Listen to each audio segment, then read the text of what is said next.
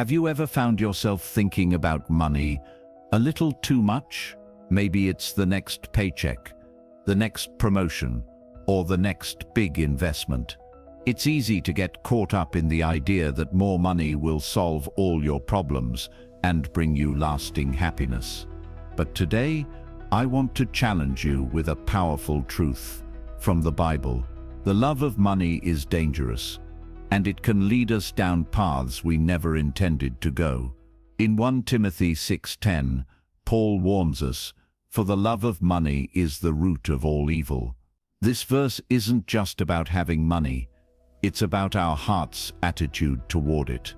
When we start loving money more than anything else, it can cause damage to our relationships, our values, and even our soul.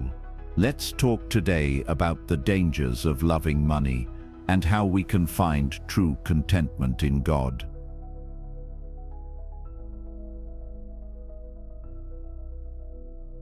Money, in and of itself, is not evil. In fact, the Bible tells us that money is a tool, and it can be used for good or bad depending on how we view it. But when we begin to love money, we place it in a position of importance it was never meant to hold. We start to prioritize it above everything else, above our relationships, our faith, and our peace of mind. In 1 Timothy 6:9-10, Paul says, "Those who want to get rich fall into temptation and a trap, into many foolish and harmful desires that plunge people into ruin and destruction. For the love of money is the root of all evil." When money becomes the focus of our lives, we risk falling into temptation. We may begin to compromise our values, chase after quick riches, or make decisions that hurt our relationships. Over time, this pursuit of wealth can destroy our peace, our contentment, and even our joy. Let me share a story that might sound familiar. There's a man I know who worked day and night to climb the corporate ladder. He thought that if he just worked harder, earned more, and had the bigger house, everything would fall into place. At first, it seemed like he was winning. He bought a new car, moved into a beautiful home, and had all the luxuries he ever dreamed of. But as his wealth grew, so did his stress. He spent less time with his family, missing out on birthdays and important moments. His relationships began to suffer. He was so focused on earning more money that he began to neglect his health and his peace of mind. What was once a dream turned into a nightmare, as he realized that the more he loved money, the more it pulled him away from what truly mattered. This man's story is a cautionary tale. Chasing after wealth can seem exciting at first, but it often leads to emptiness. Money cannot bring true happiness, peace, or lasting fulfillment.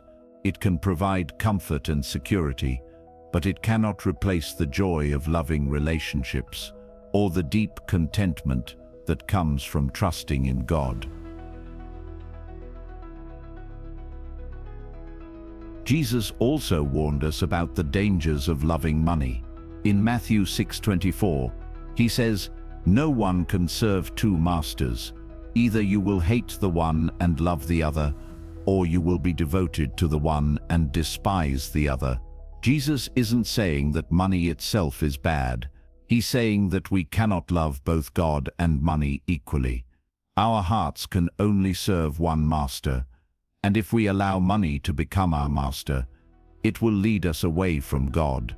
Jesus continues in Matthew 6:19-21, "Do not store up for yourselves treasures on earth, where moths and vermin destroy, and where thieves break in and steal, but store up for yourselves treasures in heaven, where moths and vermin do not destroy, and where thieves do not break in and steal. For where your treasure is, there your heart will be also." This is a powerful reminder that money and possessions are temporary. They can be lost, stolen, or destroyed. But the things that truly matter, our faith, our relationships, and the love we share with others are eternal. When we place our treasure in heaven, our hearts align with God's purposes, and we can live with true peace and joy. So, how can we guard our hearts against the love of money? Here are a few practical steps. 1. Seek God first. In Matthew 6:33, Jesus tells us, "But seek first his kingdom and his righteousness, and all these things will be given to you as well." When we focus on God's kingdom first, everything else, including our financial needs, will fall into place. Our priorities will be aligned with God's will, and we will find peace, knowing that He will provide for us. 2. Practice contentment. The Apostle Paul writes in Philippians 4:11-12, "I have learned to be content, whatever the circumstances. I know what it is to be in need, and I know what it is to have plenty. I have learned the secret of being content in any and every situation." Contentment doesn't come from how much we have, but from knowing that God is enough. Whether we have little or much, we can be content when we trust in God's provision. 3. Give generously.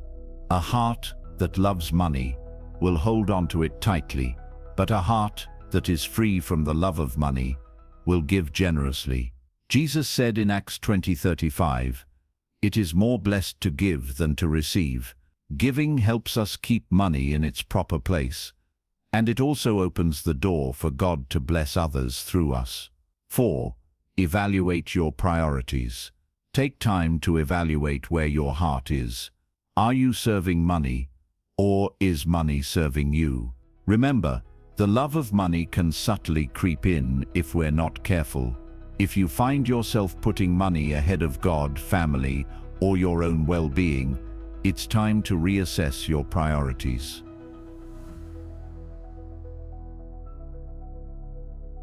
At the end of the day, money can't give us the fulfillment and peace that only God can provide.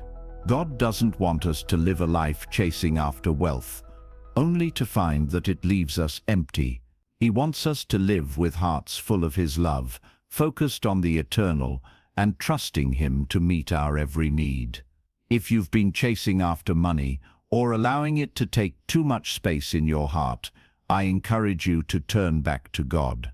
Seek His kingdom first, and He will take care of everything else. Your worth is not measured by your bank account or possessions. It's measured by the love God has for you.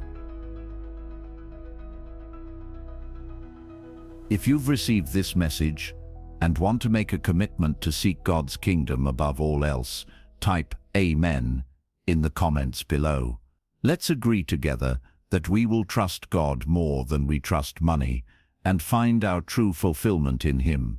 God bless you, and remember, your heart is meant for something far greater than wealth.